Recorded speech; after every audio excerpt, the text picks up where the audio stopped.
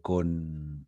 Hoy vamos a ver lo que tiene que ver en relación a nuestro taller anterior, algunas ideas esenciales sobre el taller anterior, y lo vamos a conectar con el taller de la actividad de hoy, que hay un par de cosas que vamos a revisar que tienen relación con el impacto del discurso en los modelos integrativos, o los modelos que toman cuestiones de retórica tradicional y que la han, no sé, algunos dicen la han remezclado, han rehecho algunas cuestiones, algunos dicen que no han hecho nada nuevo, que solamente tomaron lo que Aristóteles dijo en la retórica y listo y nada más. Bueno, eso lo vamos a revisar, lo vamos a evaluar y ustedes al final van a tomar una decisión y van a tener el criterio experto como para poder determinar si es que es así o no. Ya. Primero vamos a empezar con algunas ideas. Eh, sobre el taller anterior,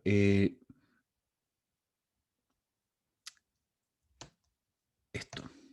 Estas ideas finales que les quiero plantear. Estas ideas finales que están en la presentación que yo les dejé, ¿la descargaron? ¿La tienen? ¿La revisaron?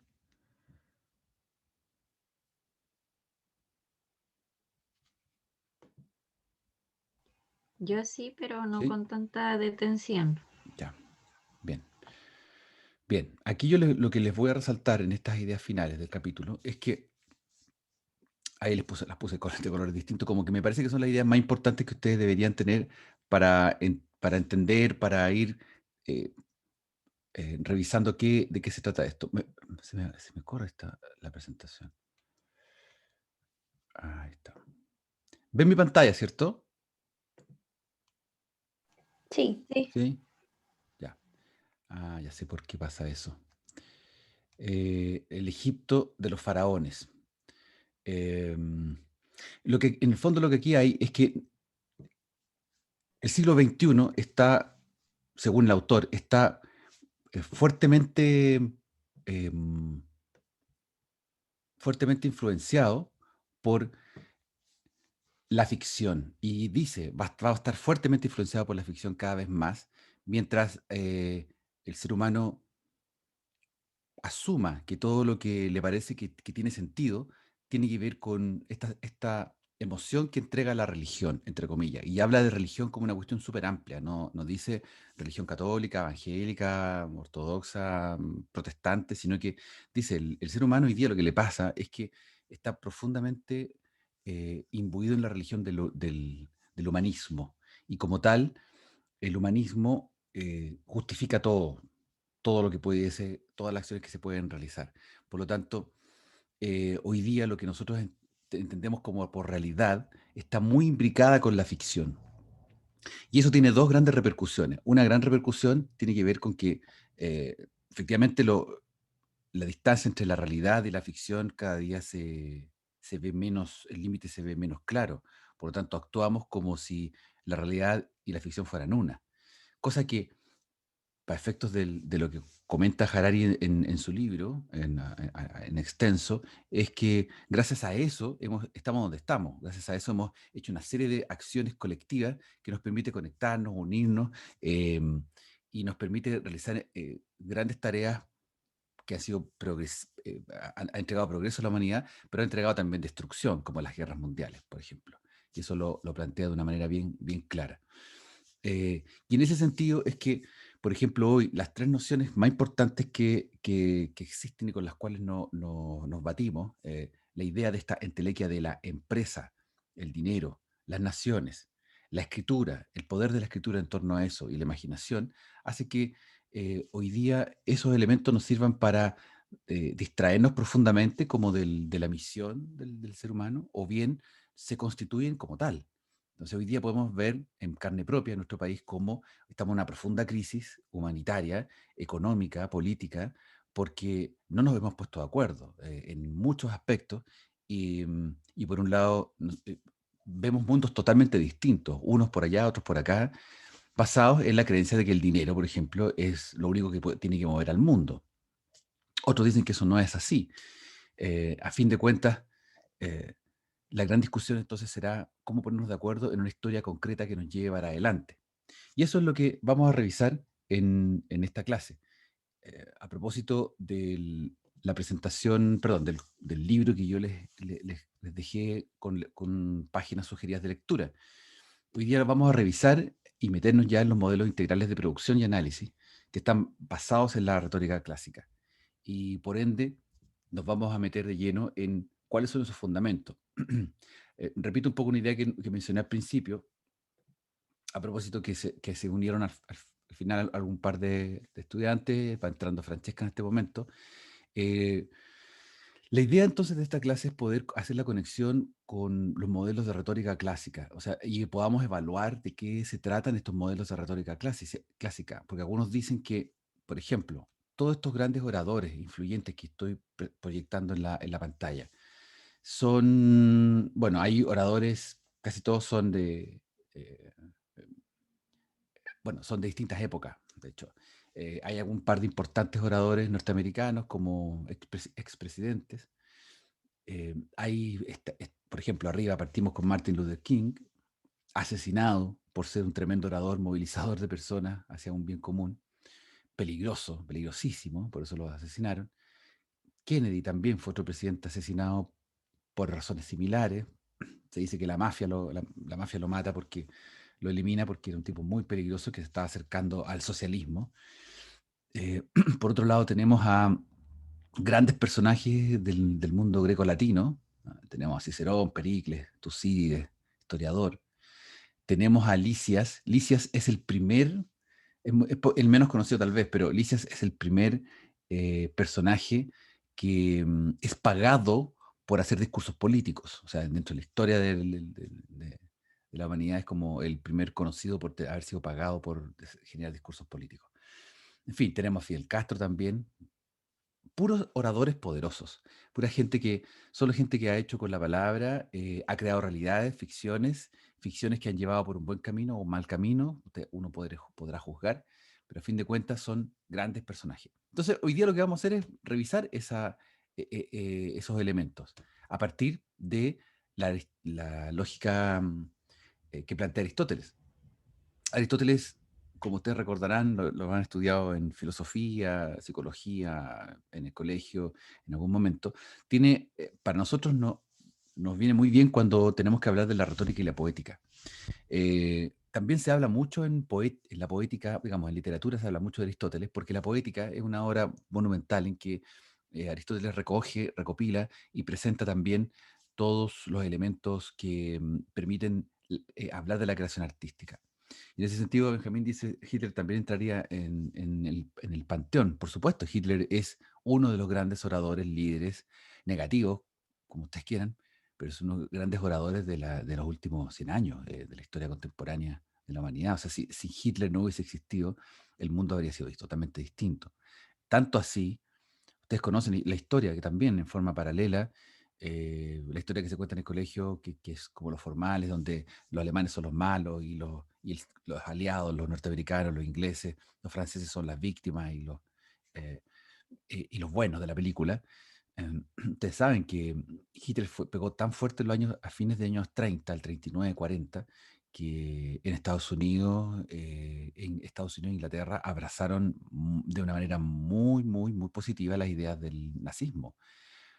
Prueba de ello es que hoy día se dice que donde continúa el nazismo o el fascismo de una manera más brutal es justamente en aquella sociedad donde más se reprime de manera injusta a ciertos segmentos de la población. Ustedes pueden ver en Estados Unidos precisamente la violencia racial es una manera de racismo. O sea, es los policías que sigan matando personas, por ejemplo, de color, afroamericano, como se decía antes, eh, es nazismo puro. Fijan. Entonces, hay ideas que están instaladas, ficciones que están instaladas en la mente del ser humano. Pues bien, lo que vamos a revisar entonces hoy día, en estas próximas dos clases, tiene que ver con el impacto de la retórica en el discurso actual y cómo ha influido. Vamos a ver un video bien conocido. Si lo han visto, excelente. Los que no lo han visto, presten la atención porque es un famoso video de Steve Jobs y ya les voy a explicar después por qué tomamos a Steve Jobs, en que él hace un discurso y lo plantea de una manera retórica clásica. Y es la mejor forma de entender ¿Cómo es la retórica clásica cuando uno la ve en un video, o sea, en un discurso aplicado, y no tanto en realidades? Entonces, hay varios elementos que lo hacen ser un personaje elegible para poder descifrar estos elementos de la retórica actual. Bien, sí, efectivamente tenemos tres actos. ¿Cuáles son los tres actos? Antonia, Antonia Pérez, ¿estás por ahí? ¿Cuáles te parecieron que son los tres actos que se mencionan? ¿Los podrías Eh, catalogar, clasificar? ¿O te acuerdas de los nombres? Porque también él mismo se hace cargo de ponerle claro, nombre a cada uno de sus actos. sí. En verdad no me acuerdo de los nombres en sí porque habló muchas cosas y estaba demasiado pegado porque lo Mm, encontré demasiado inspirador. ujú, Pero la primera parte, el primer acto se trataba, bueno, de esto que él claramente es adoptado, su madre no quería dar en adopción a unos padres que no tuviesen un título universitario, que no fuesen tipo reconocidos en ese aspecto académico, sí. pero luego él decide hacer una serie de cosas poco convencionales que al final sí le trajeron los frutos de como su carrera profesional, al fin y al cabo. Entonces, Claro. como que ese sería el primer acto. El segundo tiene que ver con lo que pasó ya con esa empresa que él, con todo eso que hizo y Mm, con el amor también. Y cómo las cosas pueden girar. A veces uno lo mm, piensa así como, no, qué terrible, voy a morir, pero en verdad para él fue como renacer otra vez. Entonces, creo que ese sería el segundo acto y el tercer acto, este que acabamos de escuchar, pues que está diagnosticado con cáncer, estuvo muy cerca de la muerte y eso al final le hace así como replantearse si cada día, si fuese el último, si es que él haría lo que está a punto de hacer. Entonces, eso. ya, muy bien, gracias. Sí, por ahí va la cosa, exactamente. ¿Podríamos ponerle un nombre de fantasía a cada uno de los tres actos? ¿Se les ocurre? Eh, el primero, ¿recuerdan el primero cuando habla de la familia, su juventud, la caligrafía, todo eso? ¿Cómo le podríamos poner a ese primer acto? ¿Qué nombre le podríamos poner? Carolina, Carolina Moya, ¿qué nombre le podrías poner a ese acto?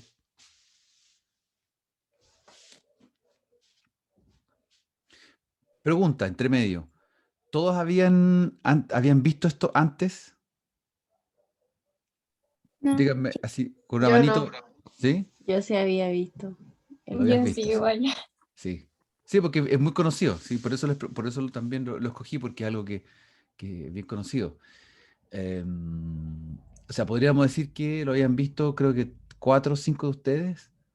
O sea, más o menos como un 30-40% de la. No más, pues son, sí, como 40% del grupo que está acá. Ya, ahora sí, Carolina,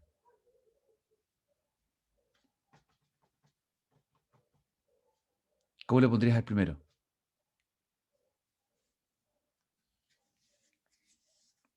Mm,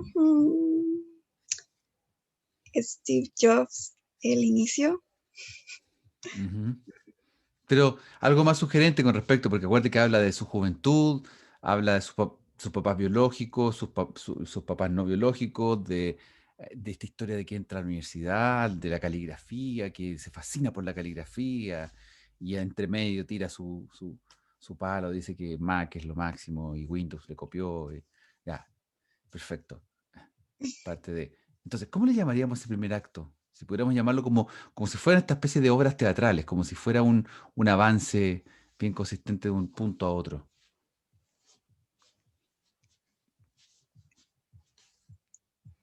No sé, el nacimiento, el primer escalón de, no sé. Piensa que el público es un público universitario, es público como el de ustedes, como ustedes, así, un público universitario que está escuchando una especie de revelación. Entonces, tiene que ver con el nacimiento, exacto. ¿Dónde están las fuentes? El nacimiento del personaje, el nacimiento de Steve Jobs es como el momento, el origen.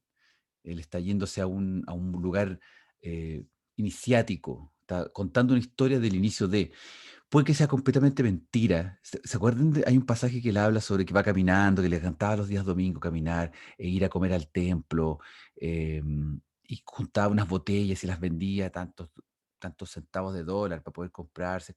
A lo mejor eso se inventa, a lo mejor eso nunca lo hizo, pero suena tan bonito en la historia que ¿por qué no decirlo?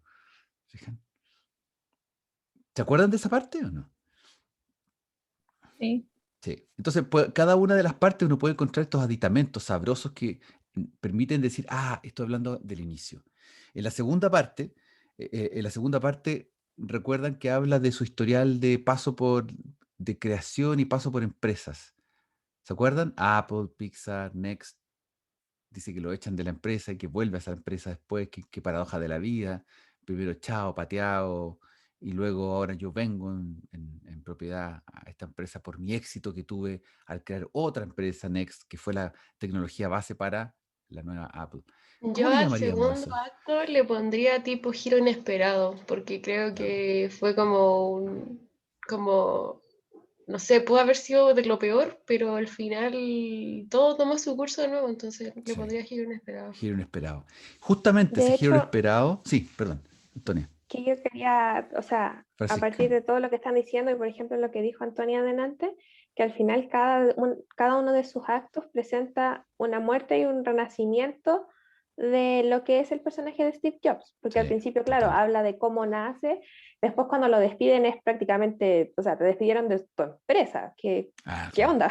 claro. Y después ya enfrentarse a la muerte como tal y darse cuenta de que uno tiene que vivir la vida de la mejor manera posible antes de morir. Entonces al Exacto. final todos sus actos apuntan a lo mismo, a que uno tiene que renacer constantemente. Sí, bueno, muy atinado tu punto, porque efectivamente lo que él hace es jugar todo el tiempo con la vida y la muerte. Está diciendo todo el rato, eres joven, naces y mueres, joven, naces y mueres. Y el giro inesperado de la segunda parte, muy buen título, muy dramático, te está diciendo, mira, tu vida va a tener giros inesperados. Y puede que tenga unos giros tan inesperados y tan maravillosos como los que tuve yo. Por eso lo hace tan inspirador. ¿Ya?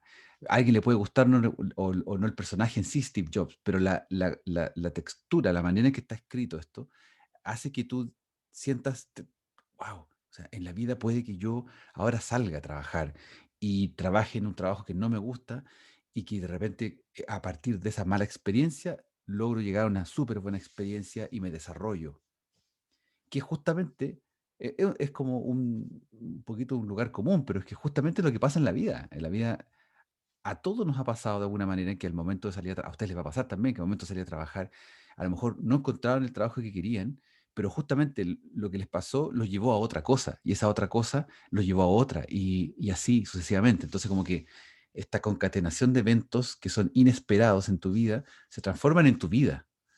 ¿Ah? John Lennon lo decía, famosa frase que siempre lo he citado sobre al respecto. O sea, la vida pasa mientras tú estás pensando en qué vas a hacer en tu vida. Ya pasó tu vida, más o menos. Bueno, y el tercer acto, irremediablemente, el acto de la muerte, po, porque él habla de su historia biográfica del páncreas, de la pancreatitis que tuvo y cómo lo supera, está su mujer, etcétera, etcétera, etcétera. Ahora, él también cuenta una cosa de ficción que es bien interesante ahora que ya han pasado los años. Recuerden que él dice, me descubren este páncreas y esta pancreatitis y las células son muy especiales y por ende se pueden operar y sacar y chao y ahora estoy bien y listo. Bueno, cuando él dijo esto en ese momento, eh, causó mucha conmoción porque en ese momento Steve Jobs era uno de los pocos seres humanos en la historia de la enfermedad de la pancreatitis, que es una de las cosas más severas. O sea, si uno tiene pancreatitis, realmente son 9 de 10 que se despachan rápidamente. Entonces, fue muy curioso porque él, al decir esto, se cuestionó mucho, primero, ¿qué tipo de pancreatitis tenía este tipo? O sea, salió un poco del discurso, esto fuera del discurso, ficción, realidad, de qué es lo que estaba ocurriendo. Bueno, con los antecedentes, esto, entre paréntesis, por supuesto, no tiene que ver con el discurso, pero entre paréntesis pasa que eh, Jobs no hizo el tratamiento completo. El tratamiento tenía que ser científicamente, él tenía que seguir tratándose, medicándose, cuidándose, haciendo una serie de terapias probadamente científicas para tener un lapso de vida por lo menos 10 años más. O sea, de pancreatitis se va a morir igual, pero por lo menos habría vivido 10 años más. Y él no lo hizo porque pensaba que ya estaba curado. Entonces solo siguió comiendo manzanas o su dieta, comió una dieta muy libre de muchas cosas tóxicas de la vida, y se fue por ese lado y no asumió una perspectiva racional ante su enfermedad. Entonces él también fue súper descuidado en la muerte que tuvo. Bueno, paréntesis. Y el final, porque yo aquí me gusta anotar los gráficos, tenemos la muerte, el final, y tenemos esta especie de que nos dice, sigue tu vocación, sigue tu misión interna. ¿Cómo termina? Porque son 3 partes, pero hay un epílogo. Un epílogo como una obra de teatro, tal cual una obra de teatro, un epílogo. ¿Qué dice el epílogo al final?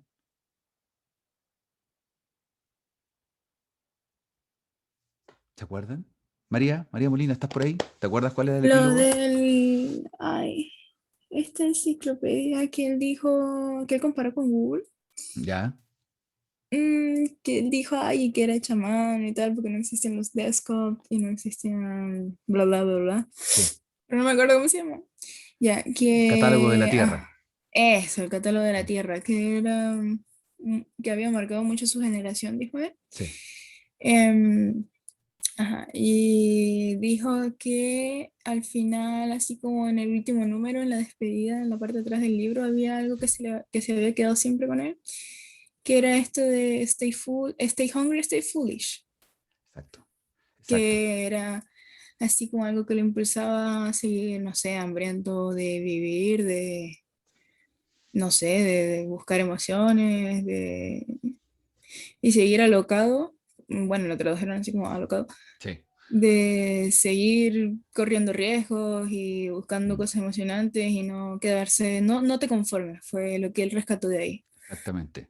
Es lo que todo adulto le diría a los jóvenes. O sea, yo como adulto y ustedes como jóvenes, para mí creo que es un lugar común, pero todo adulto le diría a los jóvenes, por favor, manténganse con energías, con ganas, busquen, no sé qué, no marquen el paso, sean creativos, sean innovadores.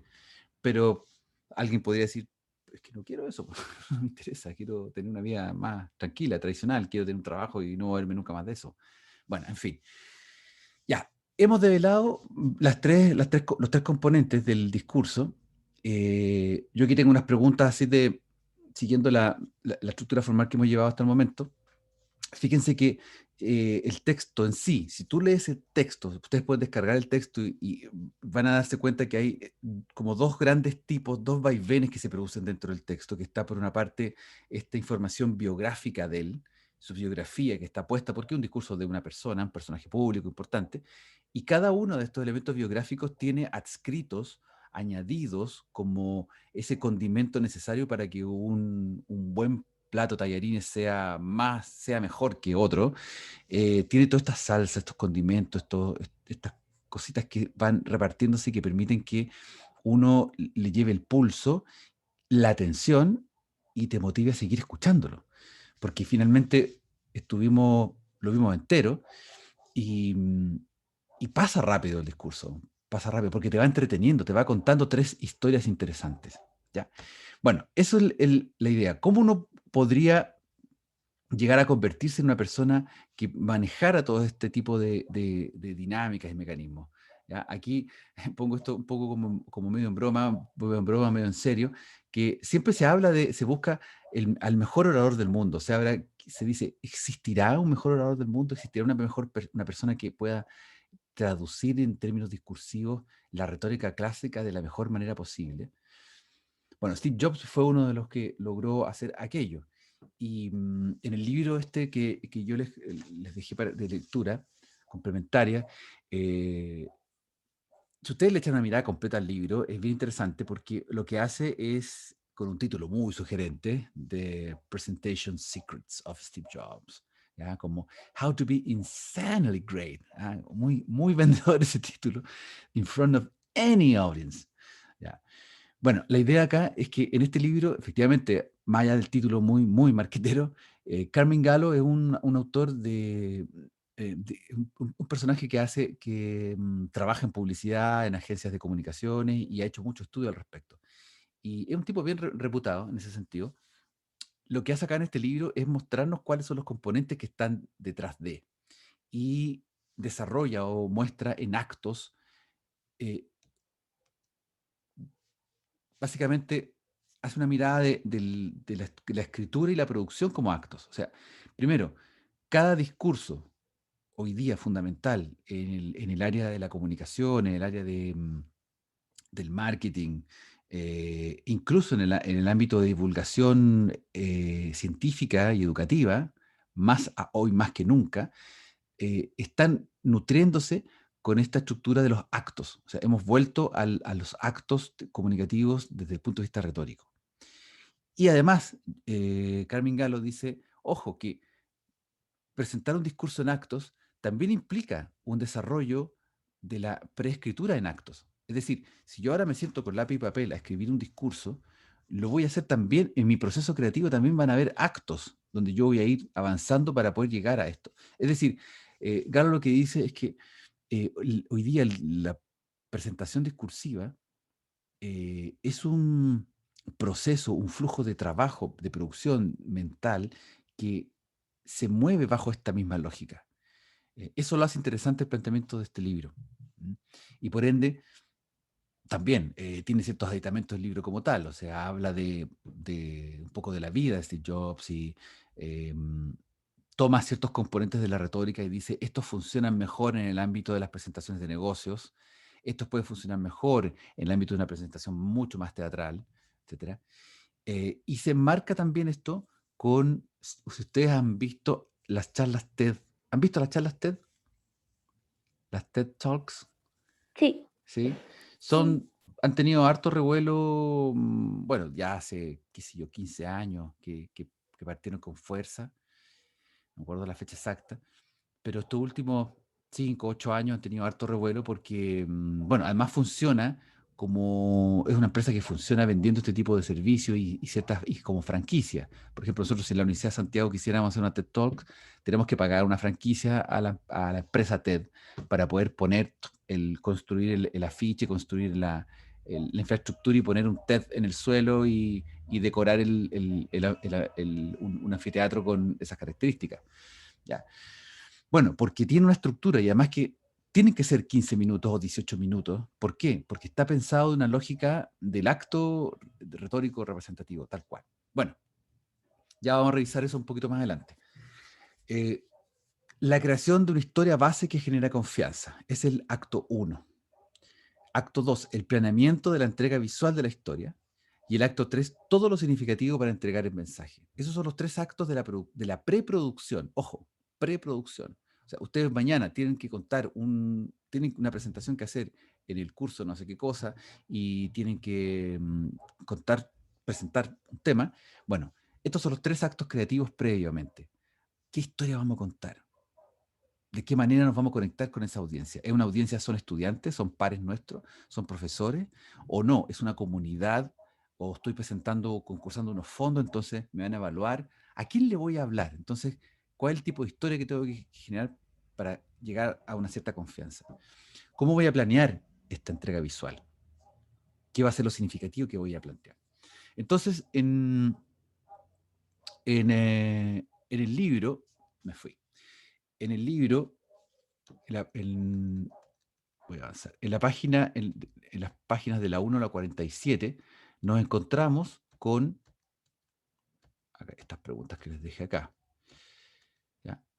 Estas 8 preguntas son preguntas que les pido que ya las revisen y las vayan y las desarrollen para entender de qué forma Galo está desmenuzando estos componentes del discurso de Jobs. ¿Ya? ¿De qué se trata el libro en grandes líneas? Un poco yo lo comenté.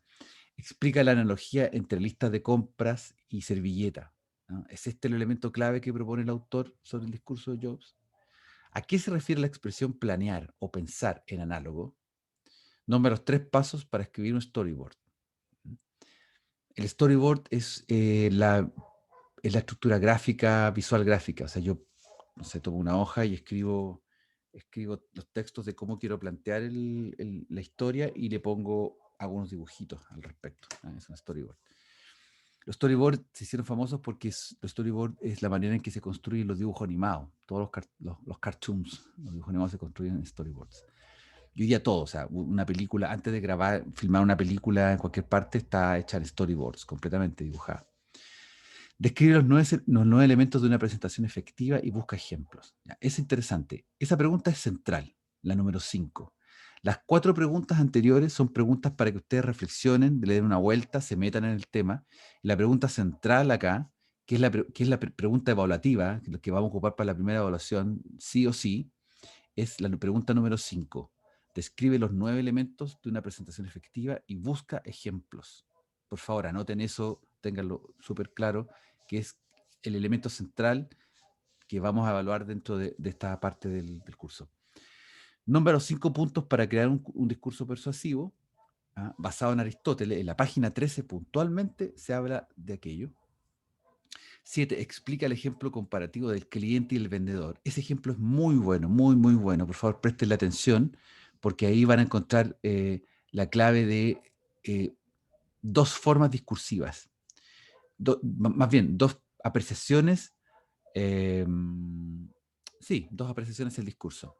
Y luego la famosa frase, el campo de distorsión de la realidad, atribuida a Steve Jobs. ¿Escucharon alguna vez eso? Esa frase atribuida a Steve Jobs, que se decía que él tenía el campo de distorsión de la realidad. ¿Lo escucharon alguna vez hablar? Incluso, bueno, si vieron la película Steve Jobs protagonizada por este personaje, por este actor tan famoso, ¿cómo se llama este famoso? Ashton Kutcher. Él mismo, gracias, Ashton Kutcher. Él mismo, él protagoniza la película. Si no han visto la película es bien entretenida y claro, no es para el Oscar, pero es una película entretenida porque el tipo está súper bien caracterizado y presentan, basado en la biografía de él, presentan la historia un poco como se plantea en el discurso que él mismo da y se habla mucho de esto, del campo de la distorsión de la realidad. Bueno, ocurre que se dice que los grandes oradores tienen el don del campo de distorsión de la realidad. O sea, son capaces de... Y es por eso que ustedes han escuchado esas historias de terror cuando dicen en la secta tanto, acaba de aparecer, no sé, 50 muertos en la secta X. Famoso fue en los años, creo que en 1978, 80, 82, por ahí, famosa fue un hecho, había que googlearlo, en la Guayana francesa, creo, una secta que estaba, no sé, no me acuerdo cómo se llamaba, pero es como ha sido el mayor suicidio colectivo de la historia, de los últimos tiempos. Bueno, no sabemos más tan atrás, pero como un suicidio colectivo, no sé cuántas personas, 200, 300 personas se mataron porque un tipo les dijo, ya, ahora mátense. Y todos se mataron. Entonces, los grandes oradores tienen ese poder de la distorsión de la realidad que para bien o para mal genera estos cambios de... Y se dice, por ejemplo, de Steve Jobs, que es lo que hacía, que llegaba a un lugar, llegaba a sus reuniones muy enojado, muy cascarrabias, muy ególatra, se sentaba y le presentaban los proyectos y le decían, bueno, no, este proyecto de desarrollo de tal software o tal cosa toma 3 meses de duración, la etapa inicial, y la segunda etapa toma otros 2 meses más. Y el tipo decía, aparte de tirarles un montón de garabatos, le decía, esto tiene que estar la próxima semana, el día lunes, lo quiero en mi escritorio en la mañana. Y la gente no lo mandaba a la punta del cerro porque, de alguna forma, todo el cuento alrededor de él, en torno a él, y cómo él iba creando los productos y los iba imaginando, hacía que los ingenieros decían, wow, en realidad lo que está diciendo este gallo, yo no estoy trabajando en un software, yo estoy creando una experiencia tremenda para los próximos usuarios que lleguen acá y tomen esto. Ese cuento permanente, fue lo que hizo que Steve Jobs saltara como a la fama de estos empresarios oradores exitosos e innovadores. ¿Ya? Hay hartas cosas cuestionables que lo vamos a ver ya durante la próxima clase, pero para mí lo esencial es que hoy día dejarles instalada esta idea de cómo podemos revisar la retórica a partir de discursos modernos, contemporáneos, que siguen siendo efectivos. Ustedes mismos vieron que funciona todavía su discurso. ¿Alguien quisiera hacer alguna pregunta final antes de terminar la clase? No, yo quería como comentar que en Sí, ese caso, con el campo de distorsión de la realidad, por ejemplo, ahí entra lo que mencionó el personaje que mencionó Benja, que es Hitler, porque al claro, final en Alemania los alemanes estaban súper convencidos de que lo que decía Hitler era lo que era y no se daban cuenta exactamente. de las maldades, la Claro, tortura, todo que pasaba alrededor. exacto. Pero ellos de verdad creían fielmente en lo que decía su personaje ahí. Su líder, exacto. Entonces, él creó, era tan buen orador que creó ese campo de distorsión de la realidad en donde hizo que toda la gente creyera en él a pesar de que estuvieran o no de acuerdo, porque al final convenció al que no estaba convencido. Entonces, como buen Exactamente. orador, un ejemplo de buen orador. Exactamente. Y al otro lado teníamos a otro gran orador tremendo que era Winston Churchill. Recuerden, Churchill por el lado de los ingleses, él Que también era bien pesado. también era terrible, terrible pesado. Bueno, él se levantaba con una botella de vodka todos los días, hacía lo Elton John. O sea, partía el día tomando vodka. Entonces, también gente muy rara, muy extraña en el sentido de que eh, logran, logran eh, sus ideas más personales, más íntimas, más de la mayor locura o colatría, logran sacarlas. Y en el caso de Churchill, si no hubiese estado Churchill en ese lado, eh, la guerra Hitler habría ganado la guerra de todas maneras. O sea, el personaje clave de la Segunda Guerra Mundial es Churchill, que entiende la lógica de Hitler y empieza a jugarle de la misma forma. Y de Y hecho, Hitler le respetaba mucho a Churchill. además se respetaban mucho. Se respetaban mucho porque, bueno, Churchill en un momento sacrifica, bueno, en varios momentos sacrifica soldados, pero por otro lado rescata soldados, por otro lado mueve las piezas, hace algunos engaños a Hitler y empieza a jugar con él y empieza a generar mayor efervescencia y le saca pica finalmente a Hitler. Hitler lo único que quería se empieza a desesperar y esa desesperación hace que él mismo pise el palo y finalmente empieza a mandar alemanes al suicidio prácticamente, mientras lo empiezan a atacar por los otros lados. Bueno, la Segunda Guerra Mundial es súper apasionante y tiene un montón de capítulos. Pero ahí están, te fijan, tenemos dos grandes personajes de la historia contemporánea que, para bien o para mal, jugaron roles tan importantes que hacen que el mundo esté jugándose de esta forma hoy día, eh, y, y no de otra. Bien, eso es la clase de hoy.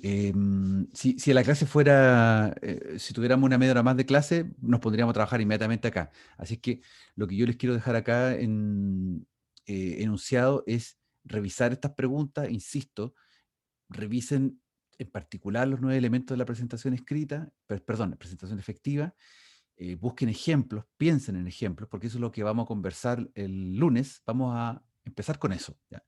Y los 5 puntos para crear un discurso persuasivo basado en Aristóteles. Eso para mí es fundamental. O sea, tenemos de la pregunta 1 a la 25 aproximadamente, que son las preguntas donde están, perdón, son las páginas donde están basadas estas 8 preguntas. Si ustedes leen de la página 1 a la 47, fantástico, le echan una mirada a eso porque van a tener una idea panorámica de todo lo que estamos conversando acá y nos va a permitir avanzar a la perspectiva de análisis de Nancy Duarte, que es lo que vamos a ver en la continuación en la próxima clase del lunes. Ahí vamos a analizar otros discursos. Vamos a revisar también el discurso de Martin Luther King desde la perspectiva de este foco de atención de, llamémoslo campo de distorsión de la realidad, llamémosle actos teatrales. Vamos a ir explorando desde ese punto de vista. ¿Ya? Bien, eso es todo. ¿Algún comentario o final que quieran hacer? ¿Se entendió todo? ¿Alguna duda? ¿Se perdieron algo que quisieran que repitiera o comentar? Francesca, Francesca, que te enchufaste un poquito más tarde. ¿Tienes todo claro? Antonia, Yesenia, Isadora, Javiera. ¿Javiera? La Javi quiere preguntar Sí, algo. Javiera.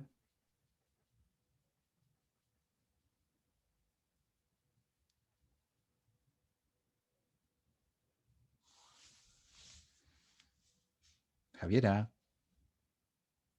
Lo debe estar escribiendo, profe, porque a veces Sí, su micrófono falla. sí, sí, no veo que esté moviéndose el chat. El texto se lee de la página 1 a la 47. Sí, Yo recomiendo que lo lean del 1 a 47. Las preguntas están concentradas en la primera parte del texto. ¿Ya? Sí, o sea, para contestar les va a servir todo el texto. Yo aquí les pongo la referencia a las páginas donde están las preguntas por las cuales yo estoy contestando, pero ideal es que puedan dar una mirada al texto completo porque están los fundamentos. Son las del Pero, libro. profe, es que el PDF tiene como, o sea, la página número 1, por decirlo así, Esta es la empieza página como 1. en la no sé cuánto. Ahí está. Yo creo ¿Lo que a eso ven? se refería la Java. Ahí está. Ahí está la página 1. ¿La ven? Que parte el PDF. Yo nunca hablo de páginas del PDF, ojo. O sea, de hecho, no es que no se habla de las páginas del PDF, a no ser que que el libro no tenga páginas abajo. Pero esta es la primera página. Empieza ahí. Crear la historia. Y ahí está. Esas son las primeras páginas.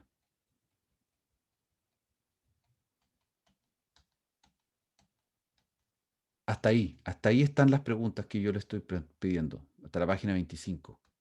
De ahí acá viene esta idea del desarrollo del sentido mesiánico, que es algo que vamos a revisar también en las próximas clases. Pero aquí está también planteado así. Eso. Bueno, Profe, que tengan... respecto a las preguntas, Sí. no es un cuestionario que se tengan que entregar como tal, No, ¿verdad? Solo no. responderlo y lo comentamos en clase. Exacto. Es estudio personal. Ok, Porque sobre esto está basado la primera evaluación. ¿Ya? ok, gracias. Bien, pues. Que tengan un buen fin de semana, chicos, chicas. Que estén estupendamente bien. Nos vemos. Con ánimo, energía. Ya está. Además que Espera, está espera. espectacular. Diga. Que queríamos comentar algo con usted. ¿Sí? Ah, No sé sí, si me escucha, sí. Te escucho. se escucha. Es que nos mandó a las páginas la 1.47 súper repentinamente y por eso le escribimos porque estábamos llenos de textos para leer esta semana. Entonces estábamos súper asustados por saber si todas estas páginas había que tenerlas leídas hoy día. Ya. Pero yo lo comenté ahora mismo en la clase, pues les mandé por correo, les comenté ahora mismo. Repito, la idea de que Claro, yo pero les... igual, Pero, disculpe que le interrumpa, pero quizás, porque yo escuché ahora que dijo que lo que realmente como se destaca para responder las preguntas del cuestionario es como de la 1 a la 20 y tanto. Pero quizá eso, y el resto es para como contexto general de todo lo que estamos viendo.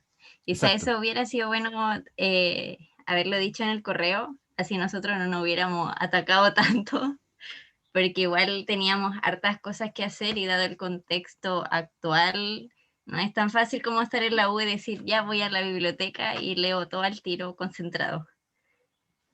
En cambio aquí en la casa hay 1000 cosas que hacer adicionales. Claro, sí, Entonces, entiendo. 47 páginas para 2 días después igual es un poco fuerte.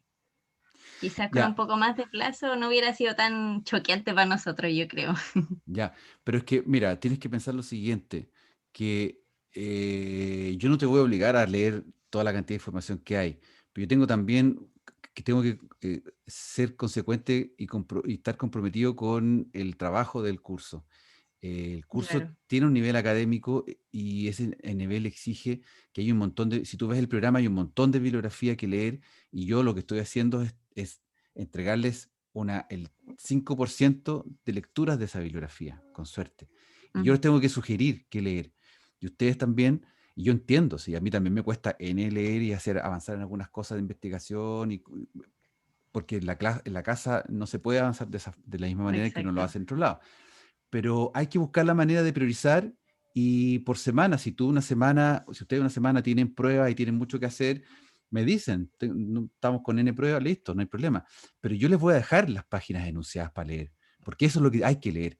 Si ustedes no lo pudieron leer esta semana, no hay problema, léanlo la próxima, porque no es una evaluación, no es que yo le esté diciendo, oye, hay una prueba de este viernes de 47 páginas. No es así, es la sugerencia de la Ok. lectura para entender de qué se trata. Ah, Eh, ya. Acá están las Entonces, preguntas. Con estas preguntas nos vamos a focalizar y ahí páginas y preguntas para focalizarse y para leer. Listo. Las otras entonces son complementarias. de esa Porque, forma podría, por ejemplo, ya, perdón. déjame terminar. Y las páginas que quedan por no leer, digamos, las páginas que quedan, en este caso la 25 o la 47, son páginas que de todas maneras yo las voy a retomar en la siguiente, porque la próxima clase vamos a hablar del sentido mesiánico, del discurso, etcétera, etcétera, etcétera. Entonces, yo prefiero dejarles enunciado eso, como les puse en el correo, porque es la información que ustedes van a ir, los estoy preparando con anticipación a lo que viene a continuación.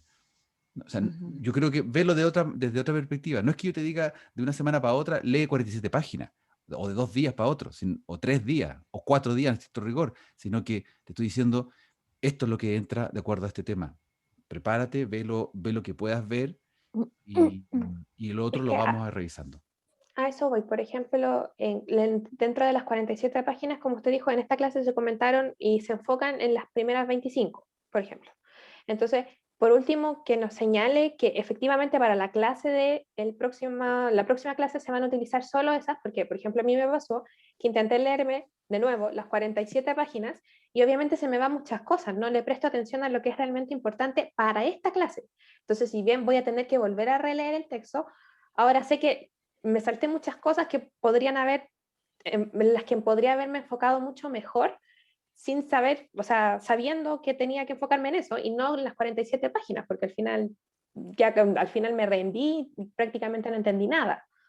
Claro, es que Entonces, por último, señalar en ese aspecto, porque al final uno va a leer los textos siempre igual completos. Si uno entiende que es parte del autoaprendizaje, el punto es que señalar que para ese momento es necesario ese tipo de conocimiento en específico.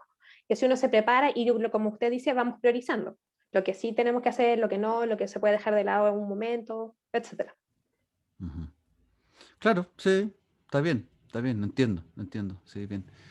Bien, también el hecho de que si yo dispongo de 1 hora para leer y alcanzo a leer hasta la página 20 y no puedo leer más, bueno, eso es algo que tiene que ver exclusivamente con la agenda de cada uno. Y si no alcancé a leer, además, cuando ustedes me preguntaron, yo les dije, vamos a revisarlo en clase. Entonces también era algo que yo estaba contemplado. Y miren, el mensaje de fondo, yo no los voy a estar tratando de pillar con los textos. No se trata de estarlos pillando y estarles poniendo una presión para leer y aprenderse, recitar de memoria un texto para otro, porque eso no va a ocurrir de ninguna manera, ni presencial ni no presencial. Así que desde ese punto de vista estés tranquilo. Y acojo lo que me plantea. O sea, si quieren, les priorizo las páginas que van. Por ejemplo, ya en la próxima lectura que vamos a tener, o sea, el próximo libro completo, ahí les voy a comentar cuáles, bueno, de hecho, es algo que siempre hago. Comento cuáles son los capítulos que uno revisa y que le presta más atención que otros.